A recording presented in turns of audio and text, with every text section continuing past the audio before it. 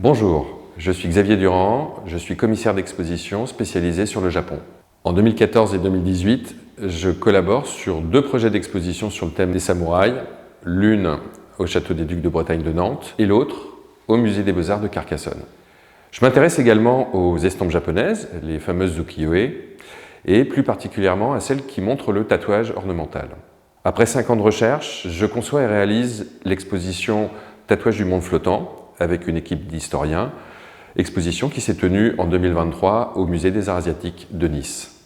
Bonjour, je m'appelle Claude Estève, je suis photographe et japonologue. J'ai séjourné à Kyoto lors d'une résidence à la Villa Kujoyama et j'ai vécu 2 ans à Tokyo lorsque je préparais ma thèse de doctorat que j'ai soutenue à l'INALCO en 2006 sur la photographie japonaise. J'ai écrit plusieurs ouvrages dont Les Derniers Samouraïs pour Marval et Yokohama Shashin sur la photographie touristique japonaise. Pendant 15 ans, j'ai collecté et étudié les estampes qui montrent le tatouage ornemental de l'époque Edo. Ces estampes fournissent l'essentiel de l'iconographie connue du tatouage pendant cette période. Mais je me suis rendu compte qu'il existe une autre source documentaire importante, celle de la photographie.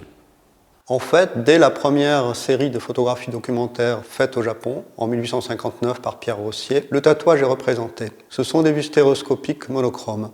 Le procédé de l'époque, le collodion humide, malheureusement, surexpose la couleur bleue et les tatouages sont à peine visibles. Mais les photographes commerciaux trouvent une parade très rapidement.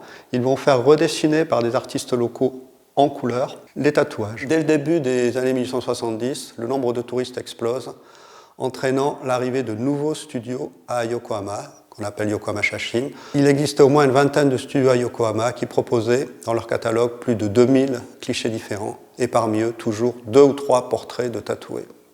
Au moment où ces photographies sont rapportées par les Occidentaux du monde entier, le gouvernement japonais de Meiji interdit la pratique du tatouage en 1872, pratique qui restera prohibée jusqu'en 1948.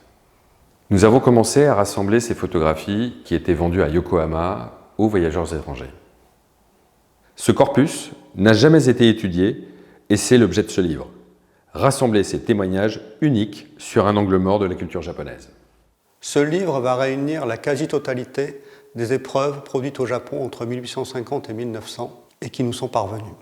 Certaines de ces images ont fait le tour du monde, d'autres sont encore inédites et n'ont jamais été reproduites. Ces photographies sont issues à 70% de notre collection. Elles seront complétées par celles issues des fonds publics et privés. Nous allons travailler avec des professionnels de l'impression pour restituer les nuances des photographies anciennes. Disponible début novembre 2024, le livre comportera 192 pages intérieures.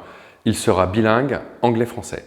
Il sera le premier ouvrage de référence à proposer une iconographie incluant la datation et l'identification des photographes. Aidez-nous à la réalisation de ce livre, témoignage unique d'une période qui a marqué l'histoire du tatouage et celle du Japon. Merci. Merci infiniment de votre aide. Merci de votre soutien. Yoroshiku onegai shimasu.